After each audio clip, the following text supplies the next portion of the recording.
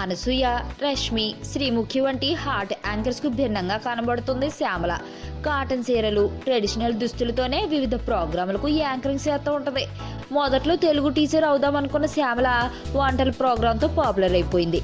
దాదాపు 5 ఏళ్ల పాటు వంటల ప్రోగ్రామ్స్కు యాంకరింగ్ చేసిందట శ్యామల.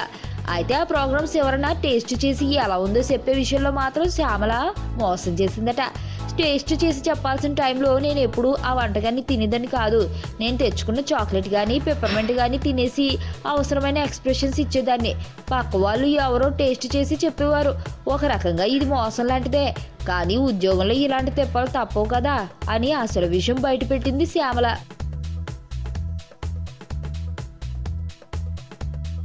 మరణం దేహానికే గాని ఆత్మకు కాదని భగవద్గీత చెప్తుంది. మనిషి బరువెంతున్నా మరణానంతరం 21 గ్రాములు తగ్గుతుందని సైన్స్ చెబుతుంది. అంటే ఆ 21 గ్రామ్స్ బరువు